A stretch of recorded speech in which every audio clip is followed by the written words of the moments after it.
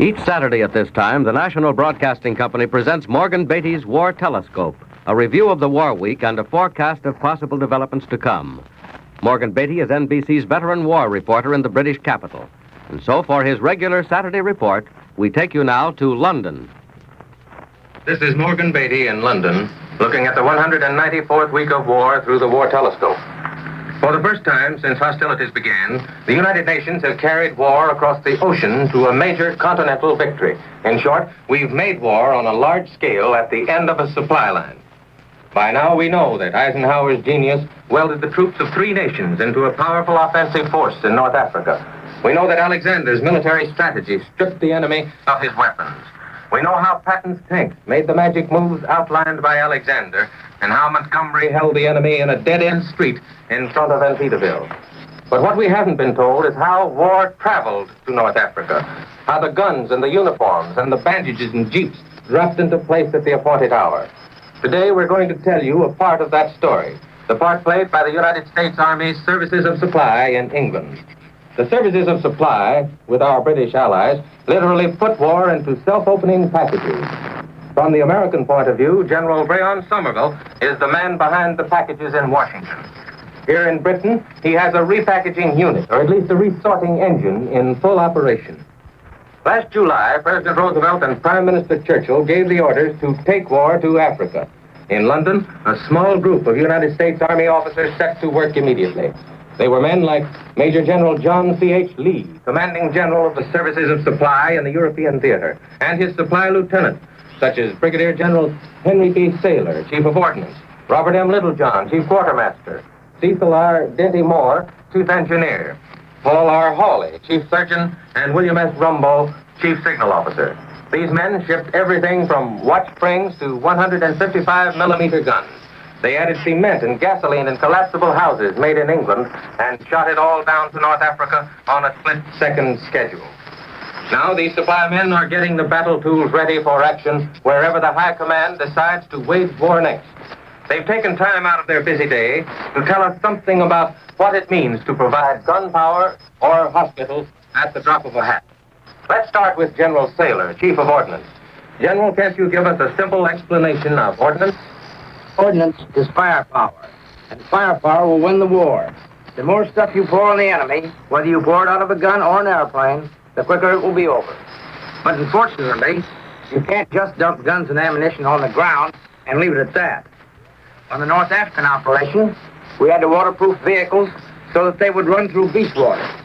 We couldn't have an engine grinding out like an old Model T crossing a creek. We had to package individual repair kits and mark them.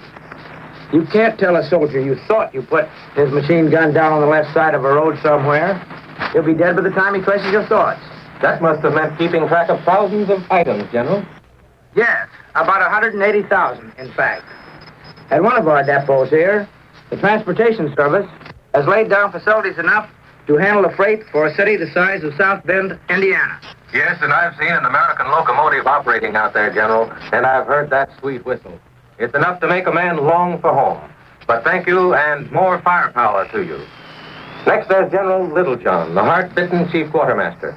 General, what part does the quartermaster in England play in North Africa? We furnished all the food and a high percentage of clothing, gas, and oil for North Africa. The widely separated distances and rapidly moving warfare necessitated the extensive use of what we commonly call reserve rations. On their arrival in Africa, rations were handled by labor that spoke several foreign languages. These men did not know how to sort both shipments. The labor scrambled the rations, and our soldiers found it difficult to unscramble it. At first, some soldiers in the front line found themselves eating single items like canned prunes when they should have had a balanced diet, but they bore it cheerfully. We've learned a lot about the feeding of troops in modern mobile warfare. At any rate, foreign languages will never scramble our food again. What about food here in the British Isles, General? It's ample for our soldiers. Some people back home think we are not fed properly. The ration here is a little lower in weight, but there's plenty if none of it goes into the garbage can. And there's no need to send American soldiers over here any food or clothing. I've had to write my wife a number of times about this. That would be embarrassing to the quartermaster, wouldn't it, General? Thank you, sir. Now the Signal Corps. Communications hold the Army together. Therefore, much of the signal service must be veiled in secrecy. But General Rumbo has consented to go as far as he can. One of our most difficult problems in preparing for North Africa was batteries. When Army units go into operations, they use their radio sets continuously, which means a heavy drain on dry cell batteries. Doorbell batteries, as we civilians would say. Yes, when orders for North Africa came to us in England, receipts of dry batteries were not at hand for the United States. We knew we would need many more than we had or could get from home. The British promptly put several plants into 24-hour production. They made what we call Chinese copies. That is, near copies of American batteries. And did every unit get away completely equipped? Yes. The last shipment made the boats under officer convoy. On the last day, delivery was possible. And we were operating vast telephone and teleprinted networks, and they did fine service. But probably our most essential message agency was a GHQ messenger service. They operated in daylight and darkness. They got their messages through. We were handling 100,000 messages a week in the emergency period before the convoys left. And that, I submit, is communication. Thank you, General Rumbo. Now the engineers. General Moore, this engineering end of fighting is a mystery to most of us. Can you explain, especially in relation to North Africa? Here's the problem before North Africa, Mr. Beatty. We had to superimpose a large American force, larger than our entire pre-war army, on the British military plant. That meant adding new camps, new depots, shops, hospitals, complete airfields, and special air depots. We had to transform farmers' fields into military cities, including the public utilities. In addition, we took on the North African operation. There was no dodging it. If the engineers don't go, the Army won't go. We assembled portable power plants and pipelines for oil and gas. We hurried the construction of airports and the complete concrete runways we're building on the aerial highway to Berlin. We poured enough concrete at one airport to build a trunk line highway from Washington to Baltimore. One of our delicate jobs is maps. If our soldiers had not had complete detailed maps of North Africa, they wouldn't have known where they were going. We reproduced and issued millions of secret maps. They were handled and sealed by officers only. One map in the enemy's hands might have given the entire operation away. And now we know, General, why, if you engineers don't go, the Army won't go. Thank you. Next, the war machinery that interests mothers, wives, and sweethearts probably more than any other. The hospitals, the doctors, and all that goes with them. General Hawley, Chief Surgeon, is our man. General, I understand the North African campaign planning last July gave your Corps much work. Yes, Mr. Beatty. Unfortunately, no entire complete hospital equipment had reached us here in Britain by last July. Several had arrived in pieces, and the parts were scattered all the way from base depots in the United States to ships at sea and to various arrival ports here. From the pieces of hospitals we had, and with the magnificent help of the British, we filled the hospital order for North Africa. All the equipment arrived there 99 and 5/10% complete. That's a remarkable performance for our supply personnel. Many of these men had come out of filling stations and hamburger stands back home only a few months before, and therefore knew nothing at all about identifying the strange hospital items. Here in Britain, we've also taken some of the casualties from the North African theater. They've been comfortable all the way and cheerful, almost without exception. And here we've got fine American equipment, recognized everywhere as the best in the world. And medical teams from great American institutions like Columbia, University of Michigan, Harvard, University of California, Syracuse, and Maine. Thank you, General Hawley. I know that American mothers appreciate the job you're doing. And now, the General commanding the services of supply in the European theater. A man already famous for helping to tame the Mississippi River in peacetime. He has now created the greatest arsenal of supply ever built by one nation upon the soil of another. Major General John C.H. Lee. Thank you, Mr. Beatty. My supply chiefs have given you people back home an informal, and I hope interesting picture of some of the planning that preceded the Allied victory in North Africa.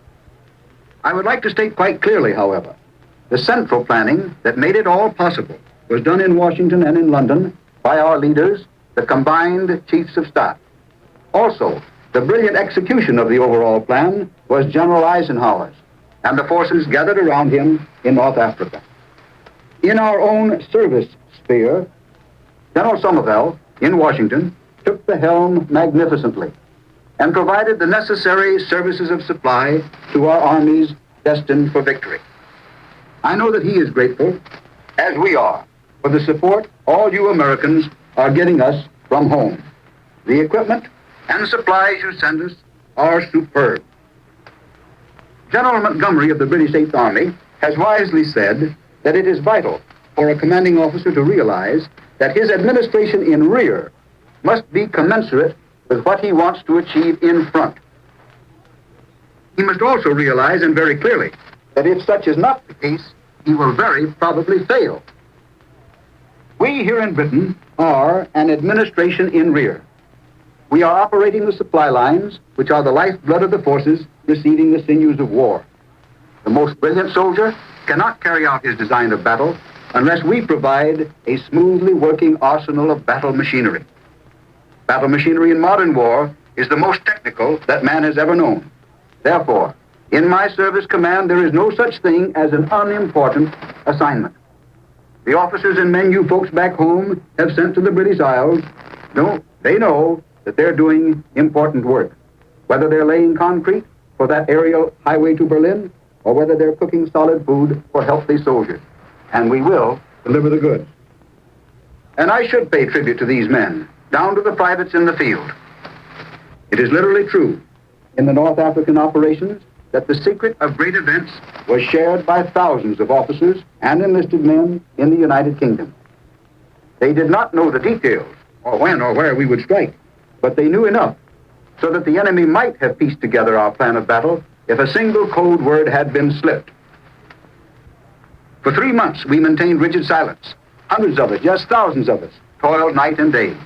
Some of the men who were working on secret maps at times went 76 hours without sleep, but they maintained silence. And that act alone contributed to victory. It helped keep war away from America's shores. At this moment, those same thousands of men and many more in these islands are engaged on even greater tasks. They're keeping greater secrets.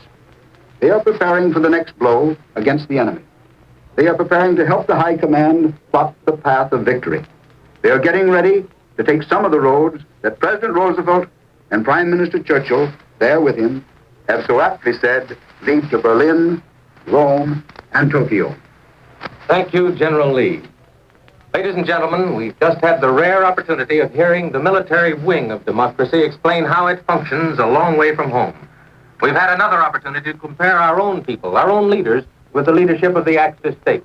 There, especially in Germany, Hitler covers up all his generals' hard work. He hides it from the eyes of the people. Then suddenly, presented to the Axis citizen is a piece of black magic.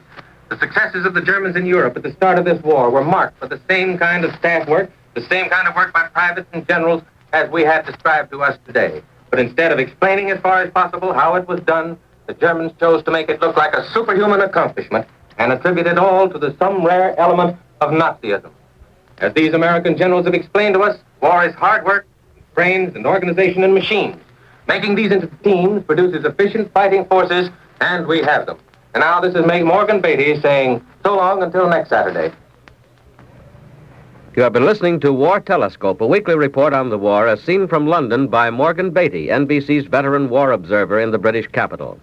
This program has come to you from London and New York. This is the National Broadcasting Company.